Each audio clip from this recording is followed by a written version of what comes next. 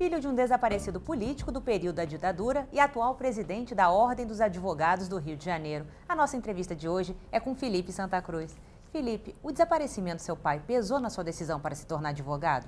Difícil, né? Eu acho que tudo na vida de alguém pesa nas suas escolhas. Talvez o papel da OAB na luta contra a ditadura, ter convivido com pessoas que lutaram contra o fato do desaparecimento do meu pai, ou seja, estar inserido nesse ambiente todo e ter o respeito que eu tenho pela Ordem dos Advogados, pelo seu papel histórico, certamente contribuiu não só para a minha escolha de ser advogado, né, que eu acho que isso é natural, como também pela forma com a qual eu me relaciono com todos esses símbolos, né, com a advocacia, com a luta contra a ditadura, com a necessidade da advocacia em tempos de democracia. Acho que sim. E qual o principal papel da OAB? Eu acho que ela tem dois papéis. O primeiro, primordial dela, é lutar por uma advocacia brasileira forte. Não adianta ela cuidar só da sociedade e ter uma advocacia fraca. Então, muito da experiência geracional nossa aqui na Ordem hoje é isso. É lutar por uma advocacia qualificada, defender o exame de ordem, é ser duro com aqueles que não merecem ser advogados. Então, nós excluímos muitos que, infelizmente, praticam atitudes ilegais, ficam com o dinheiro do seu cliente, se misturam com a atividade do narcotráfico. Nós temos uma grande tarefa disciplinar. E temos uma estrutura aqui que luta no dia a dia para dar possibilidade para que jovens e novos colegas se insiram na profissão, tendo sucesso financeiro também. É isso que eu chamo assim, a estrutura corporativa da Ordem, a Ordem para os advogados. Isso nós fazemos e fazemos muito no dia a dia. E o outro papel é a mesma Ordem que foi fundamental para construir o Brasil que temos. Mas que Brasil é esse? É ruim? Muito pelo contrário. Compara o Brasil com os outros países em crescimento. China, Índia e Rússia. Nós temos um país com sociedade, imprensa livre, sociedade se manifestando, parlamento funcionando, tribunais julgando lideranças do próprio governo, do executivo. Temos um país hoje que, com muitos defeitos, é um país democrático. Então, a Ordem tem uma ligação com isso. Ela foi fundamental para a conquista da democracia do Brasil, porque foram os advogados que fizeram forte oposição às ditaduras, mas ela tem que ter um papel ainda mais especial na democracia, propondo soluções, tecnicamente, lutando pela reforma política, lutando por instrumentos de avanço da institucionalidade que nós conquistamos. E qual o maior problema da justiça hoje? Eu acho que a justiça, a partir de 88, conviveu com a explosão de demanda reprimida. Se você compara os números antes de 88 e pós-88, a Constituição Cidadã trouxe também para o Judiciário uma sociedade de evolução. O próprio acesso maior de parcelas que estavam excluídas. Então, a justiça que não tinha preparo, nem estrutura para isso, é normal, né? Ela não tinha. Não adianta você ter uma justiça hipertrófica num país ainda de pequenos direitos. Nós estamos aprendendo a conviver com isso. O problema da justiça é um excesso grande de processos e uma estrutura ainda arcaica. Há uma transição agora, que é o processo eletrônico, né? Nós estamos discutindo o modelo de processo civil, de processo penal, e eu acredito que as instituições brasileiras nos próximos anos vão dar respostas com uma justiça mais célere, que a grande questão para o cidadão é o tempo, né? Rui Barbosa sempre, né? A justiça tardia não é justiça, senão injustiça. Agora, o que se ouve muito falar é que a justiça é lenta. O senhor acha que tem uma cobrança por parte da população e da mídia de que essa justiça seja mais rápida, mais veloz nos seus cumprimentos? Aí nisso há um conflito de princípios, né? Por exemplo, quando a gente diz assim, existe o tempo midiático, que a sociedade hoje vive isso, da modernidade. Então, eu quero julgamento de determinado caso criminal no tempo midiático. Só que o tempo da justiça não é esse. O conflito que gera nova legislação e gera nova jurisprudência é ter o tempo que seja aceitável, até numa sociedade que é mais célere, garantindo os direitos da defesa de todos, em especial dos culpados. Nós sabemos que todo processo que fica excessivamente célere não pode colocar em risco, falando aqui de processo penal, que eu sei que isso pesa muito, não pode colocar em risco o direito de todos que são acusados. De outro lado, nós temos o ingresso de milhões de brasileiros na sociedade de consumo. E o que aconteceu com os juizados especiais, por exemplo, onde morava ali o acesso da cidadania à relação de consumo, à solução de consumo. Aconteceu uma explosão que hoje inviabiliza muitos juizados. Onde é que a gente tem que avançar? Mediação, conciliação, instrumentos que não levem para o judiciário toda e qualquer questão que está no conflito da sociedade. Então nós vamos avançando e acho que há um esforço de todos os operadores de compreensão disso e uma necessidade de dar respostas à sociedade que quer uma justiça mais célere do que a que ele tem hoje. O senhor colocou que o judiciário às vezes está sobrecarregado, mas o senhor acha que em alguns momentos ele cumpre o papel de outros poderes, como por exemplo o legislativo? Isso aí tem sido a grande questão. Acho que ele tenta, né? Acho que nós vivemos, eu falei aqui, não adianta negar a realidade de uma sociedade. Nós vivemos hoje uma sociedade diferente. Temos aí as redes sociais, temos dezenas de canais na televisão, temos as redes comunitárias, temos uma série de fontes de informação que trazem um patamar heterogêneo de compreensão da realidade. Acho que o judiciário, em muitos momentos, tem suprido um papel que o legislativo abandonou por uma incapacidade parcial, ainda que parcial, de enfrentar alguns conflitos. O Brasil e o legislativo brasileiro, ele não pode se pautar muito também por esse tempo mediático. A política acaba muito pautada. Então o juiz que é vitalício acaba tomando alguns espaços nessa disputa. Mas acho que isso é do jogo democrático. Acho que a sociedade, o equilíbrio entre poderes é esse mesmo. Ele é de freios e contrapesos e é de fluxos e refluxos. É natural que uma próxima legislatura do legislativo reocupe determinado espaço e o judiciário, em dado momento, reflua. Cabe a nós, da sociedade, acompanhar e problematizar o ir e vir da sociedade democrática. Antes isso do que todos calados, como existe em muitos países, inclusive países em crescimento, como a China. Esse episódio do Mensalão, ele trouxe também uma crise, né, entre o judiciário e o legislativo. Como o senhor vê essa crise? Eu não sei, eu acho que a sociedade moderna adora o termo crise, sabe?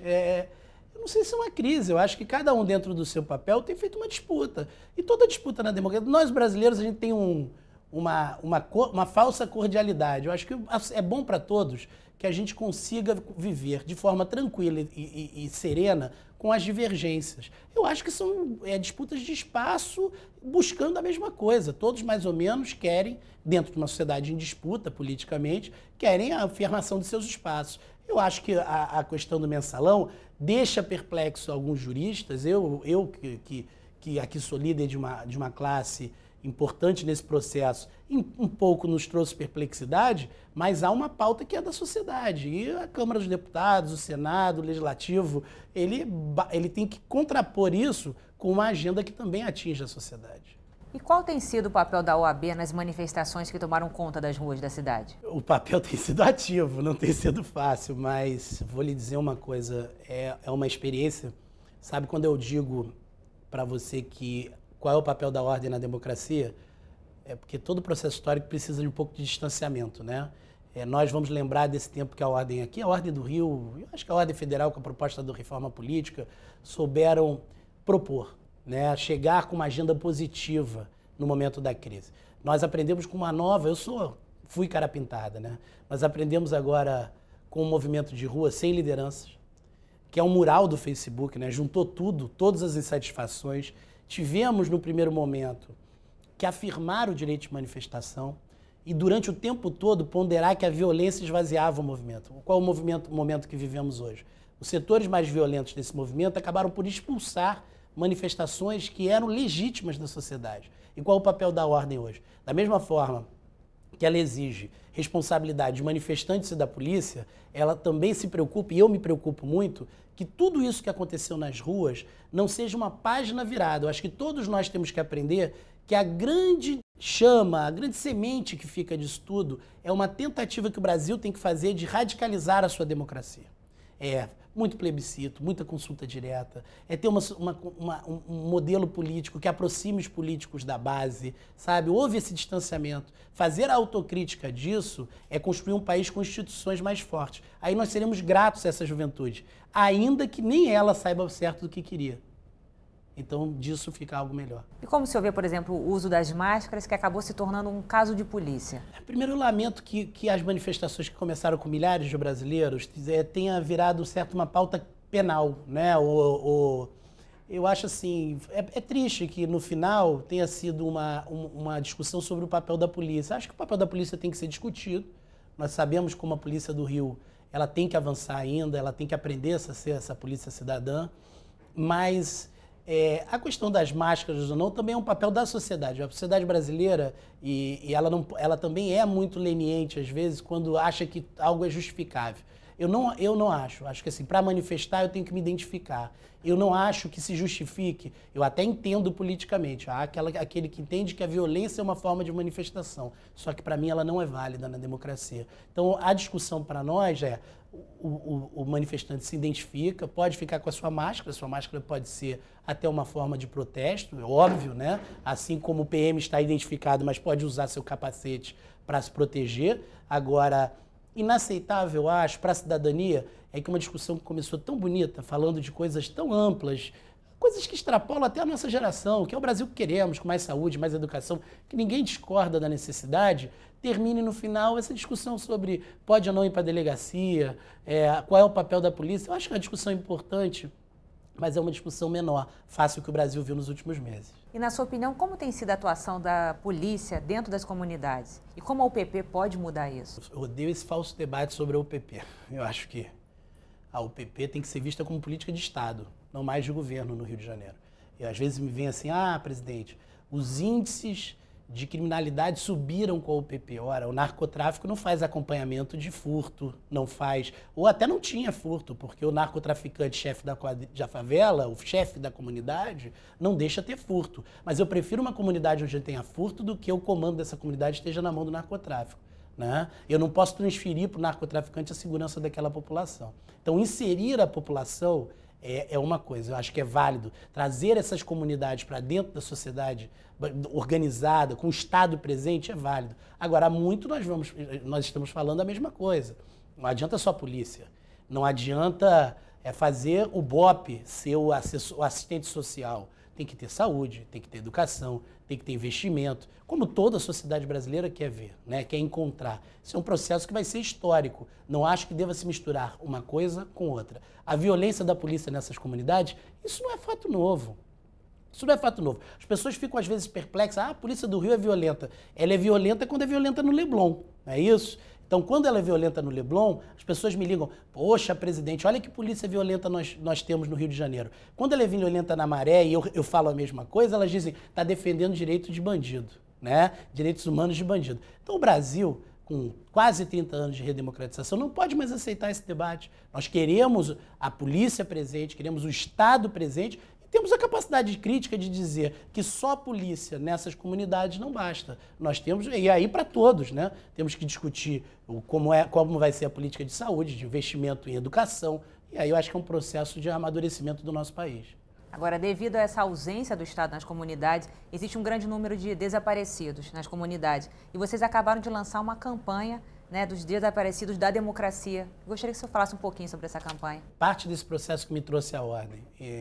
Uma vez eu vi um general do clube militar falar o seguinte, o erro dos militares foi ter se associado à polícia, que a polícia tortura e é violenta. Olha só que interessante. Então, a gente levantando um histórico da polícia brasileira, ela sempre foi uma polícia de repressão, né? Polícia de força, de repressão. E você pega o período militar, você tem 200 desaparecidos, com grande repercussão internacional. Meu pai é um deles, né? Qual é o fato? Eles lutavam ali contra a ditadura, contra o arbítrio e tiveram sempre defensores, né? Eles sempre encontraram defensores na igreja, na OAB, e nós, na sociedade democrática, muitas vezes em silêncio, estamos assistindo todas essas semanas situações de desaparecimento nas comunidades carentes e, mais grave ainda, um número estarrecedor de enfrentamento entre polícia e pessoas, a sua maioria, quase totalidade mais pobres, que gerou na última década no Rio de Janeiro 10 mil mortes. Ou seja, 1.000 mortos em conflitos com a polícia por ano em uma década. Tem muita guerra internacional aí que não tem números desses para apresentar, né? Então, qual é o papel nosso institucional? Só denunciar? Não. Nós queremos criar um banco de dados, queremos lutar por procedimentos para a polícia, queremos dizer que essa é uma polícia mal preparada e mal remunerada, porque minha geração conviveu com o que aconteceu com a Polícia Federal. A Polícia Federal não tinha credibilidade nenhuma. Polícia Federal, a partir do momento que houve o avanço salarial, o treinamento, nós temos uma Polícia Federal hoje muito melhor do que tínhamos há 20 anos atrás. E também podemos ter isso para a Polícia Militar, podemos ter isso para a Polícia Civil. Agora, tem que ser uma discussão da sociedade, que parte de números estarrecedores. Nós temos a ausência de controle dos desaparecidos em comunidades carentes, completa. Então, eu não posso nem te dizer um número, porque esse número não existe. Então, nós temos que antes criar um banco de dados e temos 10 mil mortos em uma década. Isso, para a polícia do Rio de Janeiro, é um número inaceitável em tempos de paz, em tempos de democracia. E como você vê a Comissão da Verdade? Você acha que esse período da ditadura ainda tem muita coisa para ser revelada? Eu acho a Comissão da Verdade importante. Assim, eu entendo que agora o período da ditadura pertence à história. Um pouco do que nós estamos fazendo aqui é falar de Comissão da Verdade. Quando eu não aceito esse discurso, nem que nosso país é a Suíça, nem que nosso país é o pior país do mundo, eu digo, nós temos uma democracia em construção, eu estou um pouco fazendo Comissão da Verdade. O país está se redemocratizando. Qual é o papel da Comissão da Verdade? Dizer que não é aceitável ter censura à imprensa, não é aceitável você perseguir seus oponentes, e você não tem isso tão longe não. Nós temos países aqui da América do Sul, próximos a nós, que tudo isso acontece. Então, o que o Brasil tem hoje de valor, o que o Brasil hoje tem de handicap a seu favor, é exatamente a sua democracia. E a radicalização da verdade do que aconteceu na democracia é uma semente que deixamos para o futuro.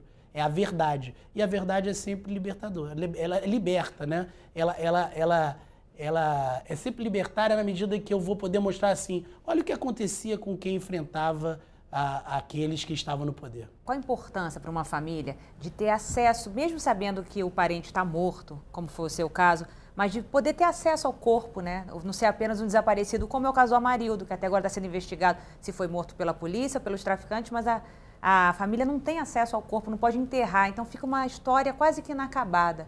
Você acha que é importante terminar essa história? Eu falo por mim, eu acho assim, eu depois que li algumas coisas sobre o desaparecimento do meu pai, o meu trauma diminuiu, né? Porque quando você é filho de um desaparecido, é como se você recebesse a notícia toda vez que ela é falada para você. Eu vi isso, acho que foi um parente do Amarildo falando isso, e é a pura verdade. É como se aquela violência lhe ocorresse todos os dias. Todos nós já vimos e ouvimos casos de tragédias, de violências, pessoas que morrem de forma absurda. Mas a pessoa pode chorar o seu morto e ficar, claro, todos nós ficamos com a dor dentro da gente. O problema do desaparecimento é que ele traz uma insegurança psicológica, que dura muitos anos, né? Ele traz um renovar daquela violência toda vez que ela é falada. Eu acho que isso deve ser levado em consideração. Acho que uma sociedade, mas claro que isso é a grande luta de todos nós, mas uma sociedade com democracia, com exigência de papel da polícia, não pode mais aceitar, né, que nós tenhamos casos como o do Amarildo, que aliás surgiu depois da nossa campanha. Há muito a gente já vinha falando disso, e esse caso do Amarildo, que tem uma série de forças simbólicas, né?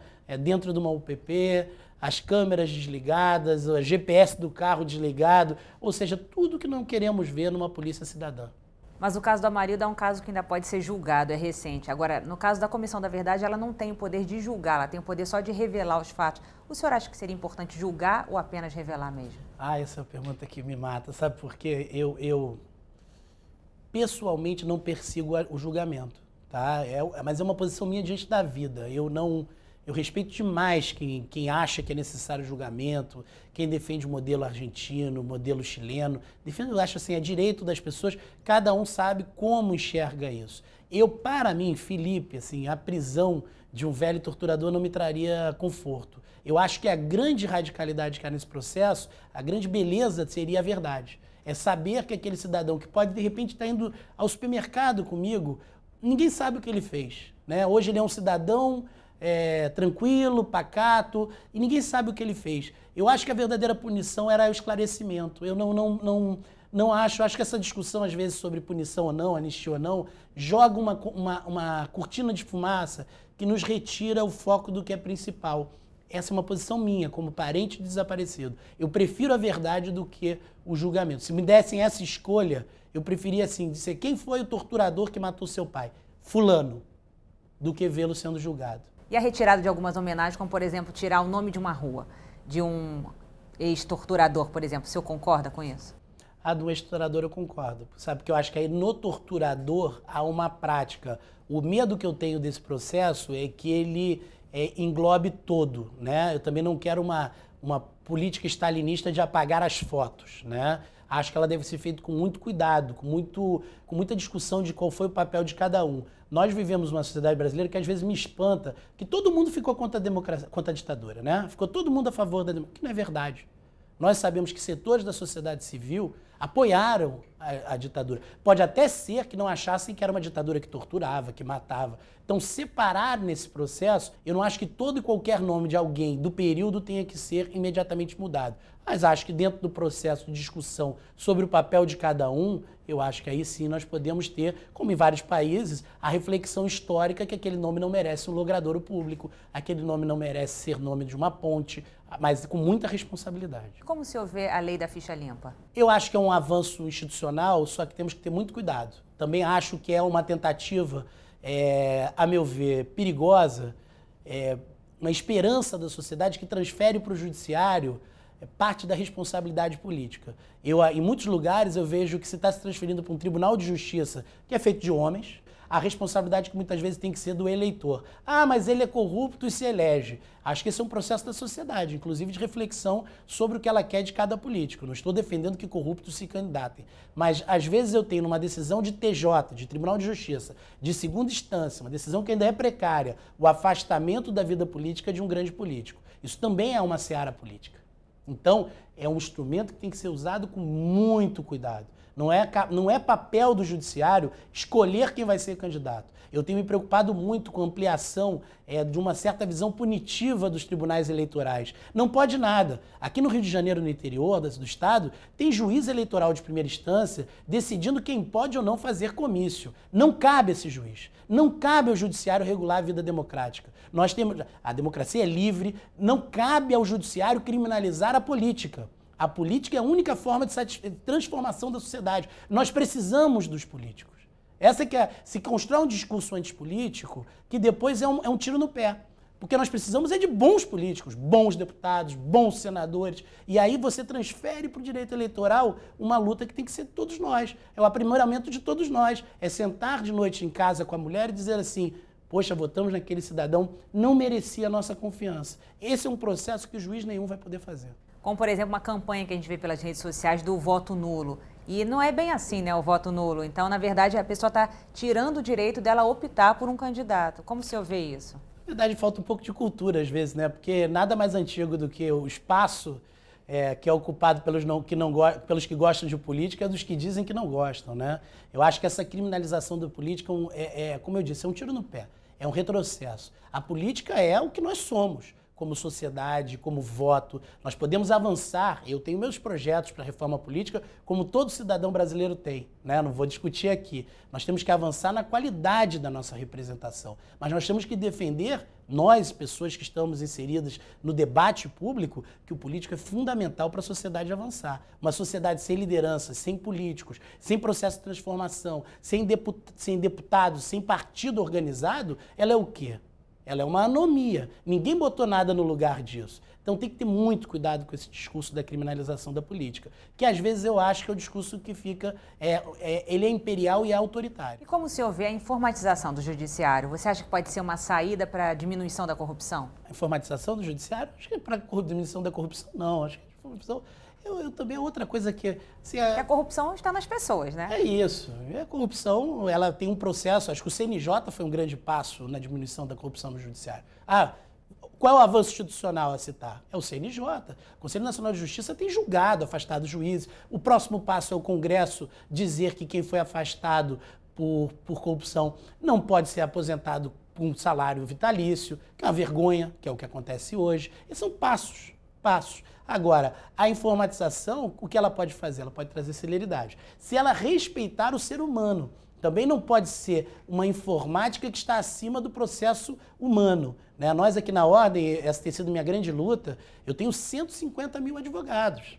que tem uma visão heterogênea sobre o uso do computador. Tem advogado aqui que usa máquina de escrever, agora faz belas petições. Eu não posso exigir de todo mundo ao mesmo tempo que passe a organizar o judiciário como um botão.